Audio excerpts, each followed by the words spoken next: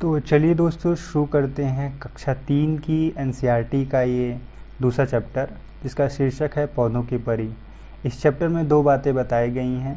पहली बात ये कि बच्चों को खेल खेल में पौधों से उनका परिचय कैसे करवाया जाए, और दूसरी बात ये कि बच्चों को पौधों के प्रति उनकी संवेदनशीलता कैसे विकसित की जाए, कि कैसे उसका देखभाल रखें, उसको वक्त पर पानी दें। तो चैप्टर की शुरुआत में एक खेल दर्शाया गया है, जहाँ पे एक दीदी बीच में बैठी हुई हैं और बच्चों को विभिन्न प्रकार के पौधों को छूने को कह रही हैं। उन्होंने सबसे पहले कहा कि जाओ बच्चों इस खेल में कि पौधों को छुओ। सब ने अलग अलग पौधों को छू लिया। अम्मू क्यारे में लगी गेंदे के पौधे को, शबनम ने चमेली के बेल को, दयाराम ने नीम के पेड़ को पकड़कर खड़ा हो गया।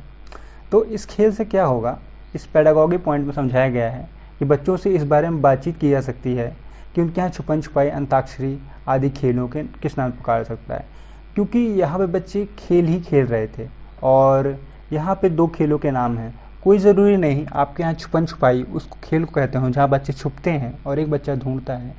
दूसरे प्रदेशों में, दूसरे राज्यों में या दूसरे गाँव में हो सकता है कि उसको अलग नाम से पुकारा सकता हो।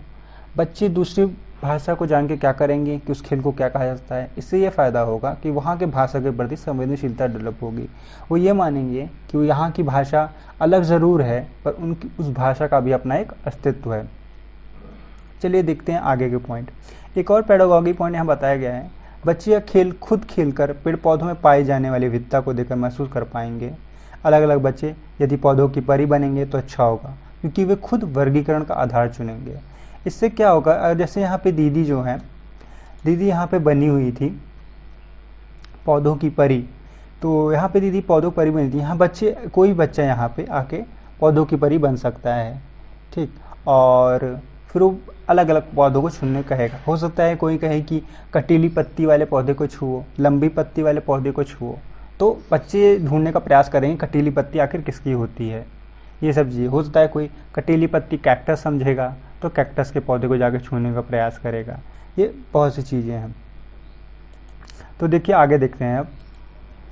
अब देखिए कि पत्तियों भी विभिन्न प्रकार की होती है, पौधों की पत्तियाँ विभिन्न प्रकार की होती हैं। जैसे मैं अभी कह रहा था कटीली पत्ती को छुओ, ऐसी पत्ती को छुओ, लंबी पत्ती को छुओ, गोल पत्ती को छुओ। जिससे बच्चे पौधों में अंतर करना सीख पाएंगे। चलिए आगे देखते हैं। अध्यापकों और अभिभावकों के लिए संकेत चिन्ह। बच्चे विभिन्न प्रकार के गिरे हुए पत्तों को इकट्ठा कर सकते हैं और उनके पौधों के नाम पता कर सकते हैं। तो बच्चे क्या कर सकते हैं कि विभिन्न गिरे हुए पत्तों इसलिए कहा गया है ताकि परमाणु को नुकसान न पहुंचाया जाए। तो गिरे हुए पत्ते इकट्ठा करेंगे बच्चे और उनका विभिन्न पौधों के नाम पता करने की कोशिश करेंगे कि ये कटीली पत्ती है तो ये कौन कैक्टस का पौधा है। बहुत लंबी पत्ती दिख रही है, हो सकता है पपीते के पौधे का वो पत्ती हो। तो अलग अलग ऐसे बच्चे विभिन्न पौधों के बारे में जान सकेंगे। चलिए आगे देखते हैं। ये पत्ते पर एक कविता दी गई, ये हमारे सिलेबस के मतलब का नहीं है। और यहाँ पे बताया गया है बच्चों को कविता गाना अच्छा लगता है। देखिए इस पर क्वेश्चन भी आता है कभी। इनमें ज़बरदस्ती याद करने को ना कहा जाए, अच्छा होगा किसी बच्चे कक्षा में साथ साथ गाएं। तो बच्चे को देखिए कभी फोर्स नहीं करना चाहिए कि आपसे ज़बरदस्ती याद करें, बल्कि उन्हें कविता गा कर सुनाएं या उन्हें गाने के लिए कहें। सबसे बेहतर होगा उन्हें गाने के लिए कहें। इससे बच्चे खेल खेल में ही कविता के भाव को भी काफ़ी हद तक समझेंगे और उनको मज़ा भी आएगा। आगे देखें। उनको ये आप कह सकते हो कि बच्चे कुछ पत्ते इकट्ठे करने को, नींबू, आम, नीम, तुलसी, पुदीना, हरा धनिया, क्योंकि ये वो पौधे होते हैं या तो कीड़े मारने के काम आते हैं या खाने में मसाले के रूप में यूज़ होते हैं। चलिए आगे देखते हैं। अगर इसमें कोई पेडागॉजी पॉइंट नहीं दिया इस पेज पे, और आगे देखते हैं। ये देखिए विभिन्न बच्चों के पौधों की पत्ती की छाप लेने कहा गया है, मतलब किसी भी तरह से बच्चों को पौधों के प्रति संवेदनशीलता विकसित करने को कहा गया है यहाँ पे। चलिए आगे देखते हैं। पेड़ पौधों के बारे में जानकारी लेने के लिए बच्चे अपने बड़ों से पूछें अथवा किसी किसान माली से पता करें। पेड़ पौधों के प्रति संवेदनशीलता, उनसे जुड़े अनुभवों को छोटे छोटे किस्से सुनाकर विकसित करें। बच्चे क्या कर सकते हैं, पेड़ पौधे जानकारी अपने किसान, आसपास के किसान जो हैं उनसे या माली जो है उससे पूछ सकते हैं कि ये पौधा कौन सा है ना, ये पौधा कौन सा है, इसमें कौन कौन सी पत्तियां पाई जाती हैं, ये सब चीज़ें। और एक की भी काम कर सकते हैं। किसी बुजुर्ग से वो पता कर सकते हैं यदि कोई ऐसे पेड़ पौधे हैं जो उस समय होते थे जब वो छोटे थे लेकिन अब नहीं दिखाई देते। इससे क्या पता चलेगा? इससे पता चलेगा कि कौन से पौधे विलुप्त हो चुके हैं जो अब नहीं पाए जाते। एक और सवाल हो सकता है कि क्या कोई ऐसे पेड़ पौधे हैं जो पहले नहीं थे पर अब दिखते हैं? हो सकता है कुछ पौधे जो पहले नहीं थे अब दिखाई देते हों। जैसे मैं आपको एक थोड़ा सा एग्जांपल दूं कि डायनासोर पहले पाए जाते थे, अब नहीं पाए जाते। क्यों डायनासोर नहीं पाए जाते? क्योंकि एक थ्योरी है डार्विन की, सर्वाइवल ऑफ द फिटेस्ट। जो सबसे फिट होगा वो ज़िंदा रहेगा। ये आपके जीवन पर भी अप्लाई होता है। अगर आप फिट रहोगे, काफ़ी समय तक हेल्दी रहोगे, तो देखिए गाँव के लोग पहले क्यों इतना स्वस्थ रहते थे और ज़्यादा समय तक जीते थे, अगर उनको कोई बड़ी बीमारी ना हुई हो तो, क्योंकि वो अच्छा खाते थे, बहुत मेहनत करते थे और वैसे रहते थे, फिट रहते थे। तो ये डायनासोर के साथ क्या गड़बड़ हुआ? वे जब पृथ्वी का तापमान बढ़ा तो उसके साथ एडजस्ट नहीं कर पाए, वो फिट नहीं रह पाए इस मोमेंट में, तो विलुप्त होते चले गए। एक और पेडागॉजी पॉइंट दिया गया है कि बच्चों को किसी एक पेड़ से रिश्ता बनाने के लिए प्रेरित करें, उसे पानी देना, उसकी देखभाल करना, उसको बारीकी से देखना आदि। इससे पेड़ प्रति उसका लगाव भी बढ़ेगा। तो पेड़ बच्चों को पेड़ पौधे की आप स्कूल में ही या अपने घर पर बच्चे एक पेड़ पौधा लगाए या किसी की सहायता से उसे लगाए, फिर उसको पानी दे। इससे क्या होगा? उस पौधे के प्रति उस बच्चे की संवेदनशीलता डेवलप होगी, और जब संवेदनशीलता का विकास हो जाएगा तो बच्चे अपने आप ही बड़े होकर पौधों या पर्यावरण के प्रति संरक्षण की भावना उनके अंदर अपने आप आ जाएगी। और एक और चीज़ है, जब भी बच्चा कोई पेड़ या पौधा देखे तो उसके दिमाग में ये सारे सवाल आने चाहिए। क्या यह पेड़ फूल या फल देता है? बताओ कौन से? इस पेड़ के पत्ते कैसे हैं? क्या इस पेड़ पर पक्षी या जानवर रहते हैं? अगर रहते हैं तो कौन से? ये सारे पौधे आने चाहिए। इससे बच्चों की जो जिज्ञासा तो सॉल्व होगी ही, साथ में क्या होगा? बच्चे पेड़ या पौधों के बारे में अच्छे से जान पाएंगे। एक सवाल बताइएगा कमेंट में, पूछता हूँ कि पर्यावरण दिवस कब मनाया जाता है? तो चलिए दोस्तों, देखते हैं कक्षा 3 की एनसीईआरटी का ये तीसरा चैप्टर, पानी रे पानी। और इस चैप्टर में पानी के बारे में बताया गया है कि पानी हम कहाँ कहाँ से प्राप्त करते हैं, पानी का प्रयोग कहाँ कहाँ होता है, और पानी बर्बाद हमें क्यों नहीं करना चाहिए। ये सारी बातें बताई गई हैं। तो इस चैप्टर की शुरुआत एक कविता से की गई है, शिव प्रसाद जी की। और यहाँ पर एक पेडागॉजी का पॉइंट आया है कि अपने इलाके में गाइए सुनाई जाने वाली पानी से जुड़ी कविताएं और गीत बच्चे कक्षा में गाएं। इससे क्या होगा? इससे अपने समुदाय के ज्ञान और कला के प्रति उनका लगाव बढ़ेगा। जब बच्चे अपने समुदाय से जुड़ी, पानी से जुड़ी कविताएं गाएंगे तो अपने समुदाय के बारे में जानेंगे, उसकी कला का सम्मान करेंगे, और धीरे धीरे जब सम्मान करेंगे तो उसके प्रति उनका लगाव विकसित होगा।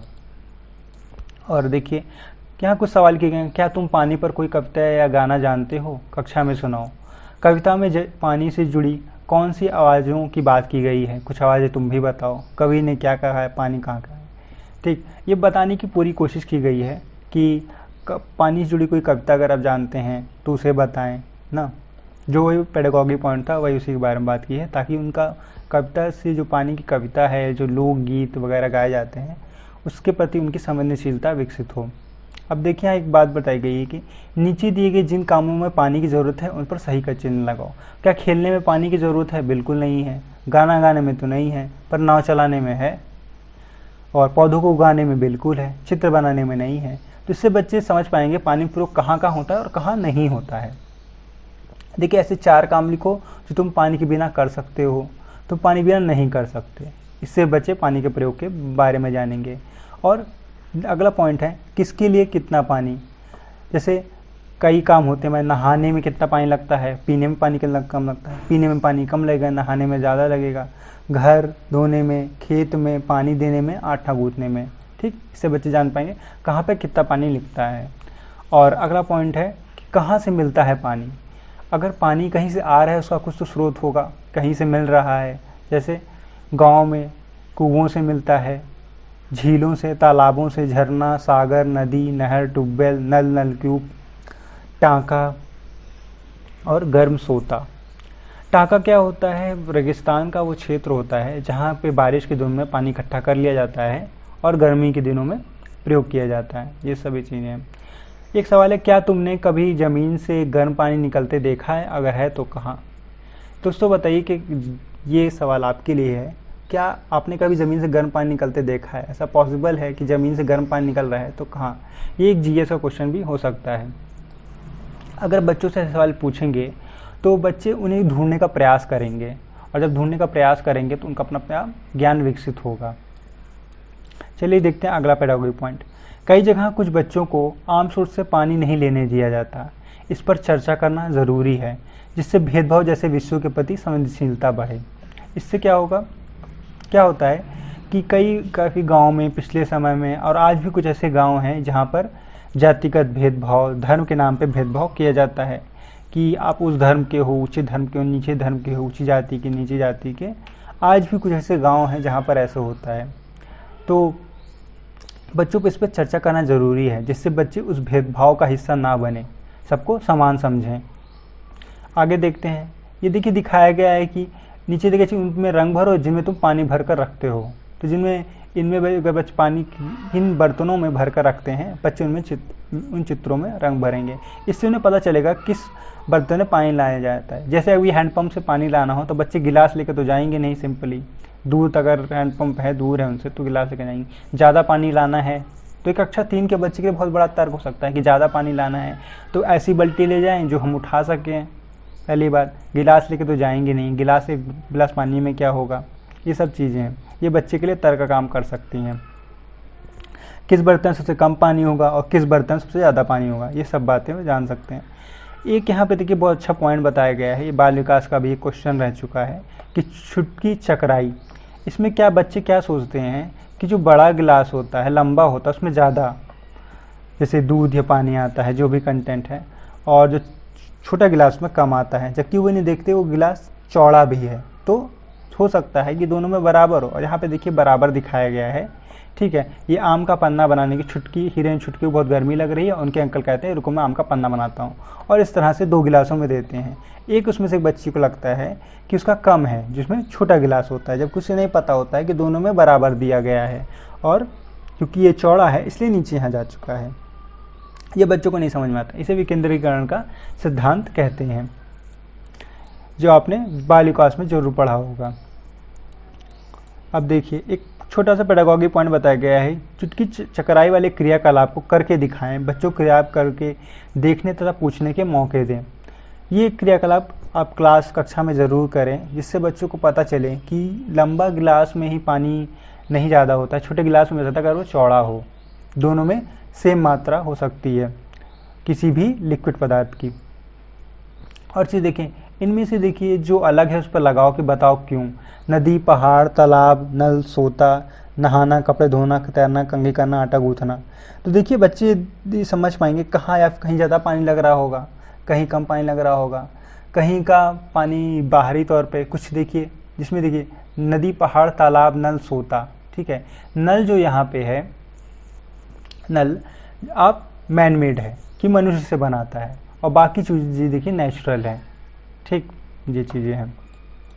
रंगों से खेल, ये बच्चे देखिए उसका प्रयोग कर सकते हैं, पानी का प्रयोग करेंगे तभी तो ये वाटर कलर जिसे आप कहते हैं, तो बच्चे विभिन्न प्रकार के ऐसे अच्छे अच्छे ड्राइंग्स बना सकते हैं। तो चलिए दोस्तों करते हैं कुछ सवाल हम। उससे पहले एक सवाल देखते हैं जो हमने आपसे पिछली वीडियो में पूछा था। तो वो सवाल है कि नीचे दी गई सूची पर विचार कीजिए। कछुआ, घड़ियाल, कौवा, बतख, मछली। आपको यहाँ 4 ऑप्शन दिए थे, आपको बताना था कि कौन सा एक जानवर दूसरों से अलग है। और अगर आप ध्यान से देखें तो इसमें से 3 जानवर ऐसे हैं जो कि जलचर हैं, या कह लिए स्थलचर जलचर दोनों हैं। जैसे घड़ियाल स्थल पर भी रह सकता है, जल में भी रहता है। कछुआ स्थल जल दोनों रहता है। मछली जल में पाई जाती है। पर कौवा ऐसा है प्राणी है जो सिर्फ हवा में उड़ सकता है। तो कौवा नभचर प्राणी है, नभ में उड़ने वाला प्राणी है, इसलिए इसका आंसर 4th हो जाएगा। देखिए हमने आंसर लिखा भी हुआ है कि कौवा आकाश में उड़ता है, बाकी जानवर स्थल पर रहते हैं। ये क्वेश्चन आपका सीटेट दिसंबर 2019 के पेपर में आया हुआ है। तो चलिए देखते हैं आज का दूसरा क्वेश्चन। पारिस्थितिकी तंत्र में सौर ऊर्जा का संरक्षण करते हैं उत्पादक, उपभोक्ता, अपघटनकर्ता या ये सभी। उत्पादक हमारे हरे पौधे होते हैं, उपभोक्ता जानवर और मनुष्य आ गए, अपघटनकर्ता में जीवाणु आते हैं, कवक आते हैं जो अपघटन करते हैं। किसका अपघटन करते हैं? सभी सड़े गले पौधों का, जानवरों का जो मर जाते हैं उनको अपघटन करते हैं, उनको अपघटन करके मिट्टी में ही मिला देते हैं। फिर वो अपघटन जब कर दिया जाता है, मिट्टी मिला देते हैं, फिर वही पोषक तत्व के रूप में पौधों को मिलते हैं। तो इस तरह से साइकिल चलती रहती है। हम अगले चैप्टर में इनके बारे में काफ़ी डिटेल में पढ़ेंगे। तो ऊर्जा के संरक्षण की बात की जा रही है। हम सौर ऊर्जा का, हम सनलाइट में खड़े हो जाएं धूप में, तो हम अपने अंदर सेव नहीं कर सकते कि हम इतना किलो सौर ऊर्जा संरक्षित कर लिए, सेव कर लिए अपने अंदर। ठीक, तो ये काम कौन कर सकता है? हरे पौधे कर सकते हैं। हरे पौधे कैसे? प्रकाश संश्लेषण की क्रिया के दौरान जब अपना खाना बनाते हैं तो उनमें सौर ऊर्जा का संरक्षण होता है। तो ये काम सिर्फ हरे पौधे कर सकते हैं, यानी कि उत्पादक। तो आपका आंसर इसका हो जाएगा ए, उत्पादक। आपका आंसर इसका हो जाएगा। चलिए देखते हैं, आपके लिए हमारे पास एक सवाल है। जो सवाल ये है आपके सामने कि खाद्य श्रृंखला में भेड़िया खरगोश को खाता है तथा खरगोश घास को खाता है, तो भेड़िए का पोषक क्या होगा? प्राथमिक उपभोक्ता, द्वितीय उपभोक्ता, प्राथमिक उत्पादक या द्वितीय उत्पादक? तो दोस्तों आपके लिए सवाल है। नेक्स्ट वीडियो में हमें आपके इस सवाल के जवाब का इंतज़ार रहेगा। ये वीडियो यहीं तक था। देखने के लिए बहुत बहुत धन्यवाद। मिलेंगे आपसे नेक्स्ट वीडियो में।